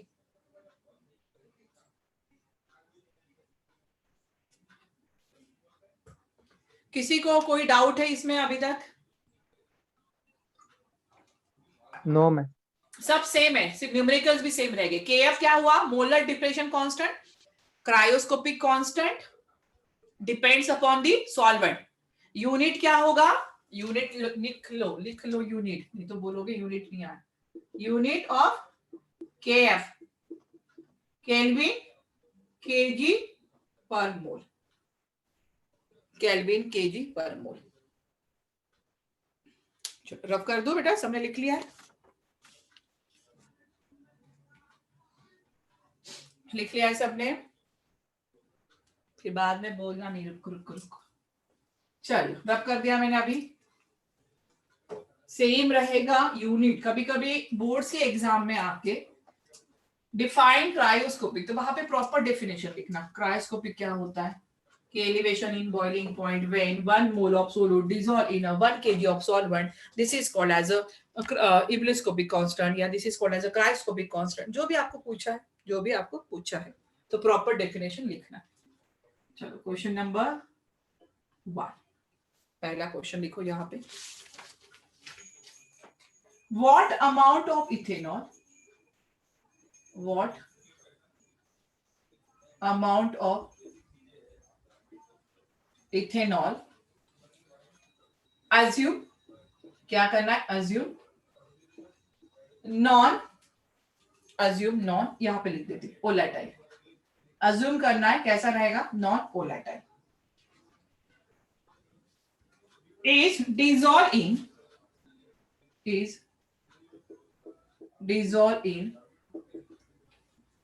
1 kg water, 1 kg water, so that it freezes at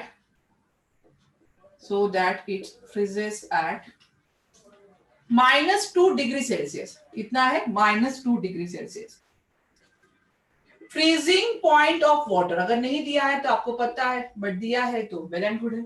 freezing point of water is 0 degree Celsius and KF for water दिया है 1.86 kelvin kg per मोल. ये तो experimentally दिया जाएगा, के भी दिया जाएगा, KF भी दिया जाएगा. चलो पहले आप ट्राई करोगे, आप ट्राई करना चाहोगे ना, कर लो, उसके बाद मैं सॉल्व कर देती हूँ. फिर अभी आपको ट्रिक समझ में आ गई कैसे करना है. तो अगर आप ही कर दोगे और सब लोग अगर आंसर दोगे तो बहुत अच्छा होगा.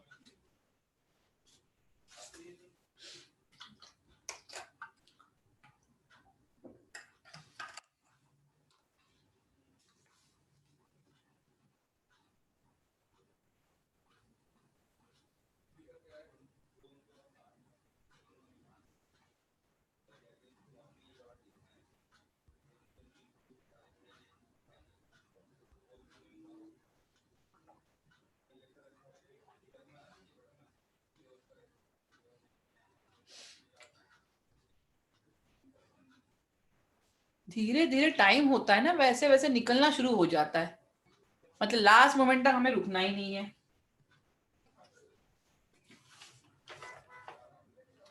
चलो जल्दी से करो. मैम वो सो डेट के बाद क्या है ma'am? so that it freezes at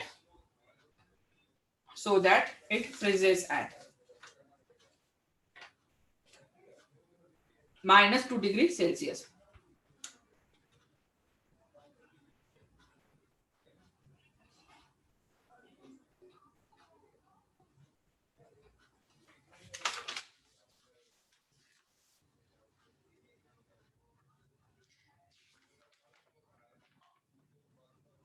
What amount of ethanol, assume non-volatile, it dissolved in 1 kg of solvent, so it freezes at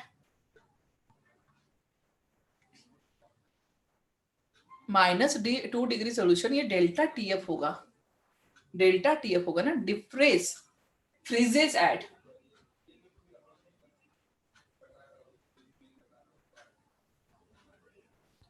-2 नहीं भी लिखा तब भी चलेगा, क्योंकि वो डिफ्रेस हो रहा है, मतलब डिफ्रेस हो रहा है इसलिए -2 लिखा. जब आप 2 से भी कैलकुलेशन करोगे तभी वही आ जाएगा आंसर. मैम मतलब वो वैल्यू है क्या, कितना डिप्रेस हुआ है? हाँ, जब अच्छा. हमने कुछ अमाउंट ऑफ इथेनॉल डाला है 1 kg ऑफ वाटर में, तो वो कितना फ्रीज हुआ है, मतलब चेंज इन टेम्परेचर कितना हुआ, तो डेल्टा TF होगा ना वो तो.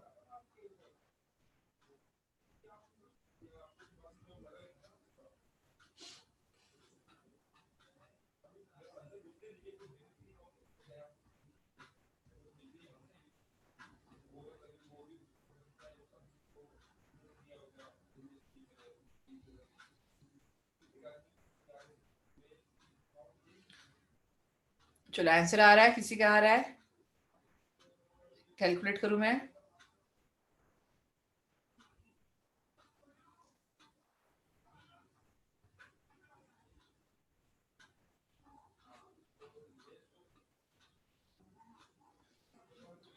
गुड नितिन, सही है. गुड साहिल.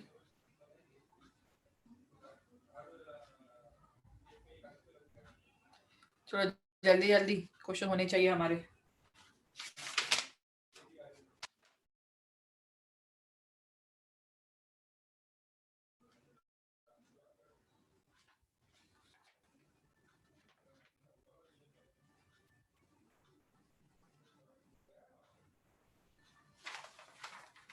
चलो हो गया है सबका, कर लिया है? अराउंड कितना आंसर आया? अराउंड 50 के पास आंसर आ रहा है। कुछ नहीं था यार, कितना टाइम लग रहा। डेल्टा टी एफ के एफ मोलारिटी, फ्रीजेस में 2 डिग्री, के एफ दिया हुआ है 1.8, मोलारिटी नंबर ऑफ मोल्स, यहाँ पे molar mass into mass of solvent. ये तो इतनी प्रैक्टिस होनी चाहिए। किसमें? इन केजी में। 1.80 यहाँ पे दिया है, व्हाट अमाउंट पूछा है, तो मैं x मान लू, x अमाउंट है। मोलार मास ऑफ इथेनॉल कितना आया? Molar mass of ethanol, ethanol मतलब C2H5OH, यही तो है ना। कार्बन, कार्बन 12, 24, 24 6 30, और ये 30 24 ये 6 30 30 40 46, ठीक है। ये आया हुआ 46। Mass of solvent dissolve in 1 kg, यहाँ पे 2, यहाँ पे x की वैल्यू निकाल लो, 2 इंटू 46 डिवाइडेड बाय 1.80, 1.80 को अप्रोक्सीमेट 2 ले लो तो आंसर ऑलमोस्ट आसपास भी आ जाएगा। यहाँ पे तो मैं आसपास मान लू, यहाँ पे 2 गेट कैंसिल, 46 अगर मैं 2 ले रही हूँ तो, बट थोड़ा सा अगर लो तो ये 46 48 के रेंज में आना चाहिए समथिंग। आंसर जो ऑप्शन में दिया था वो 50 ग्राम दिया था, ठीक है। जो ऑप्शन में दिया है वो 50 ग्राम है समथिंग जो आएगा आपका आंसर। क्लियर है? डायरेक्ट यहाँ पे कोई ये नहीं था। मैं चलो नेक्स्ट जल्दी से करते हैं।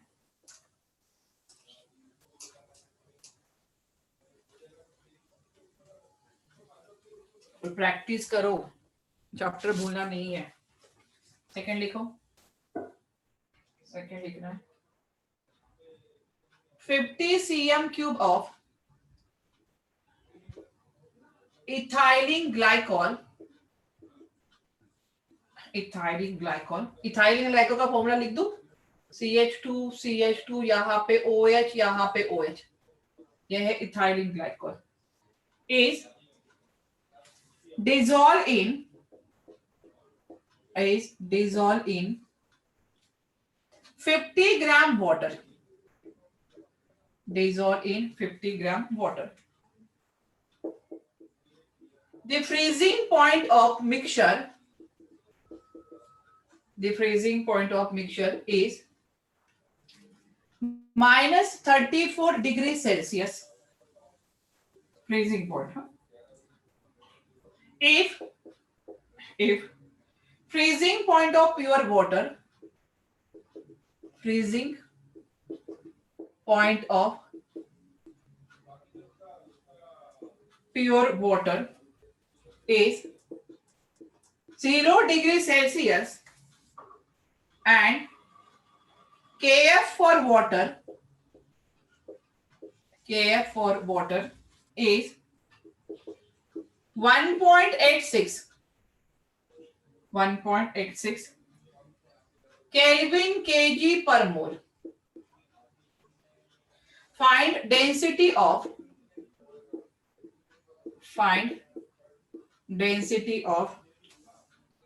ethylene glycol. Density of ethylene glycol. क्या पूछा है? लास्ट क्वेश्चन में क्या डिग्री सेल्सियस, कोई जरूरत नहीं है। मैंने कहा कि जो डिफरेंस होता है ना साक्षी, जो टेम्परेचर का डिफरेंस आता है वो केल्विन में और उसमें दोनों में सेम ही रहता है, उसके आंसर सेम ही आएगा। अगर डिफरेंस दिया है तो उसको कन्वर्ट करने की जरूरत नहीं है, डिफरेंस सेम ही आएगा। क्लियर हुआ साक्षी? डिफरेंस हमेशा सेम ही आता है।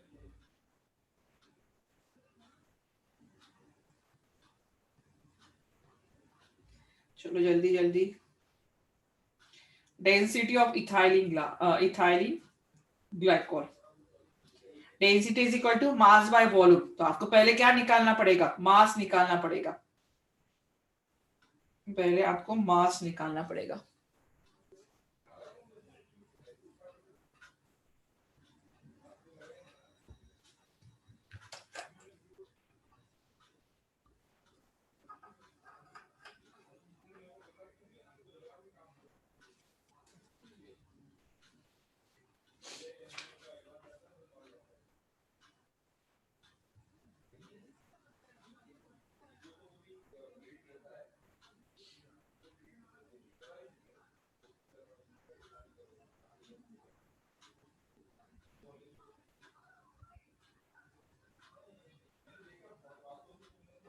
चलो फास्ट, पहले मास निकालोगे, density is equal to mass by volume.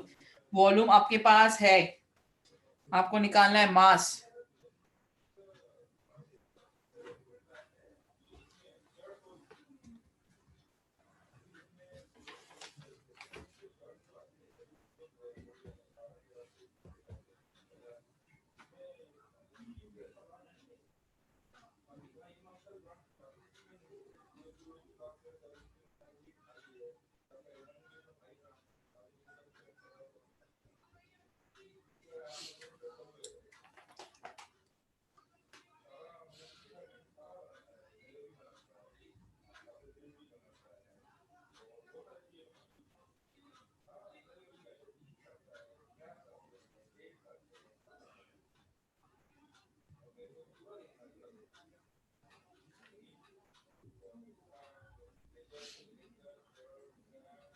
जल्दी जल्दी, delta TF is equal to KF into molality.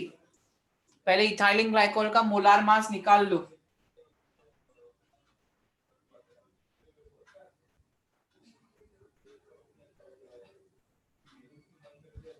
किसी का आंसर आ रहा है?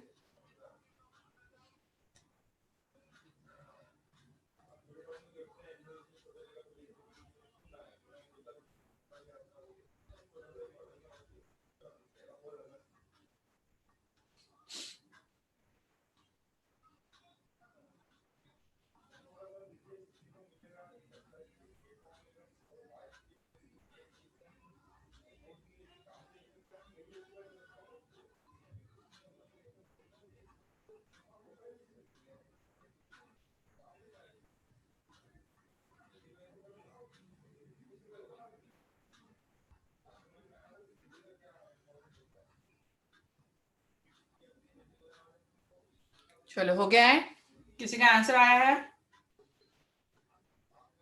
धीरे धीरे कैलकुलेशन करते हो ना, क्या सोच सोच के कैलकुलेशन करते हो क्या?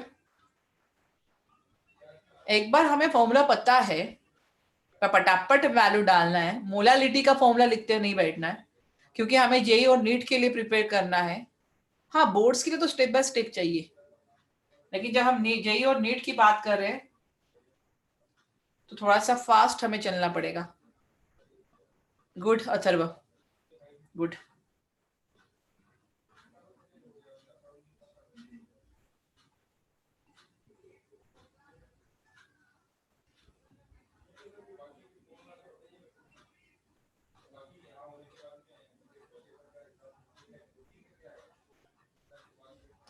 प्रीति गुड, गुड।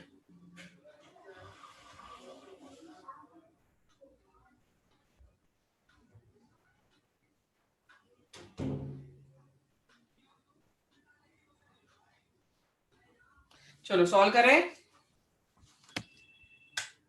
अच्छा, लंबी कैलकुलेशन है तो ऐसे में आप अप्रोक्सीमेट पे आंसर कर सकते हो ना, मुझे समझ में आ जाएगा।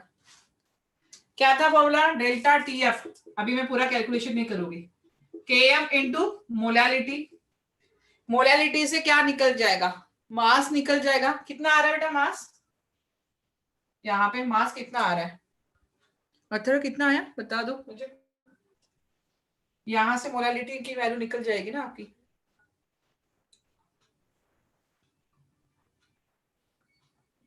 प्रीति कितना आया बेटा? मास कितना आया?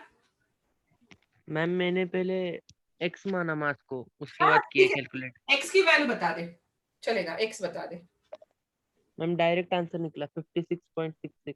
ओके 56.66, ये मास था ना सही में? ये ग्राम में आया होगा ना? यस मैम, ग्राम में। और ओके उसके बाद डेंसिटी निकल गई। चलो ठीक है। डेंसिटी इज इक्वल टू, ये तो आपने पहले इसमें किया है, मास कैसे निकालना है हमने पहले इसमें देख यस लिया। Ma'am, yes ma'am. Density is equal to mass by volume. अभी आप देखो यहाँ पे मास निकाल लिया आपने 56.66 और वॉल्यूम दिया हुआ है 50 सीएम क्यूब।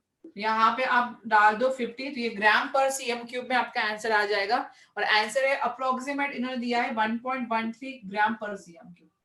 आपका 1 पॉइंट के बाद जितना भी आ जाए कैलकुलेशन है, हो जाएगा। होमवर्क दे दूं एक, इस पे कैलकुलेशन कर लोगे ना? अभी जैसे ही मतलब ये लेक्चर हो जाए, थोड़ा सा आपके बुक में बोर्ड्स के क्वेश्चन है, सीबीएसई बुक में दिए होंगे इसके क्वेश्चन, तो प्लीज सॉल्व करो। जितने क्वेश्चन सॉल्व करोगे उतनी अच्छे से प्रैक्टिस होगी। 5% of cane sugar, 5% of cane sugar by mass, कैसा दिया है? By mass. देखो ये हमने 5% ऑफ केन शुगर का मतलब क्या होता है ये आपको पता होना चाहिए। Has a freezing point of, has a FP, has a freezing point of 271 Kelvin. Find the freezing point of, find the freezing point of 5% glucose, freezing point of 5% glucose by mass, by mass, if freezing point of pure water is, freezing point of pure water is 273.15 Kelvin and Kf is equal to 1.86 Kelvin kg per mole. क्या निकालना है? Kelvin kg per mole. चलो कर लोगे, ये homework दे दो आपको, कर लोगे? Yes ma'am. हाँ 34 डिफरेंस है। चलो अभी एक फॉर्मूला हम यहाँ पे, ये तो आपका होमवर्क हो गया, अभी एक लास्ट बचा हुआ है वो कर लेते हैं। If KB and KF is not given, अभी तो मैंने कहा कि गिवन रहता है, लेकिन अगर गिवन नहीं है, अभी मैं दोनों को साथ में ले रही हूं, अगर गिवन नहीं है, अगर गिवन नहीं है तो यहाँ पे आपको एक फॉर्मूला याद होना चाहिए। मैं KB के लिए लिख रही हूं पहले, KB is equal to R T nought B raise to the power 2 into molar mass, यहां पे हो जाएगा डेल्टा H वेपराइजेशन इनटू 1000। अगर KB या KF नहीं है तो हमें ये फॉर्मूला याद रखना है। KF के लिए क्या फॉर्मूला बन जाएगा? देखो KF के लिए R तो एज इट इज है, यहां पे होगा T nought F raise to the power 2 into molar mass. हाँ डेल्टा H, बॉइलिंग पॉइंट की बात करें तो वेपराइजेशन हो रहा है, फ्रीजिंग पॉइंट की बात करेंगे तो यहाँ पे डेल्टा H फ्यूजन हो जाएगा। क्या होगा? डेल्टा H फ्यूजन, और इनटू कितना हो जाएगा यहाँ पे 1000। अभी देखो वेयर R क्या होगा?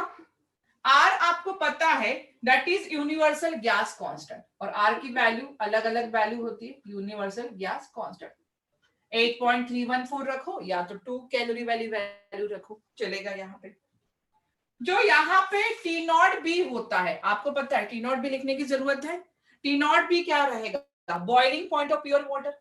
T नॉट F क्या है? Freezing point of pure water. M क्या रहेगा? यहाँ पे M रहेगा मोलार मास। मैंने दोनों को साथ में कर दिया, आप कंफ्यूज नहीं होना। M क्या रहेगा? यहाँ पे मोलार मास होगा। अभी यहाँ पे जो डेल्टा H है, delta H VAP, that is called as enthalpy of, इसको बोलते हैं एंथैल्पी ऑफ वेपराइजेशन। इसको आप बोलोगे एंथैल्पी ऑफ वेपराइजेशन। जो डेल्टा H है that is a fusion, this is called as enthalpy of fusion. और शायद थर्मोडायनामिक्स में आपने ये चीजें पढ़ी है कि एंथैल्पी ऑफ वेपराइजेशन क्या होता है, एंथैल्पी ऑफ फ्यूजन क्या होता है यहाँ पे, तो ये बात करना है यहाँ पे। और एक फॉर्मूला में बता, मोलार मास किसका होगा? किसका? मोलार मास आपको कंपाउंड दिया जाएगा, मोलार मास के लिए आपको कंपाउंड दिया जाएगा। अभी इसमें और एक टर्म याद रखना है कि जो डेल्टा H है, वेपराइजेशन बोलो या फ्यूजन का बोलो, आपको पता होना चाहिए कि डेल्टा H फ्यूजन, अभी डेल्टा H फ्यूजन मतलब फॉर 1 मोल के लिए is equal to latent heat of fusion.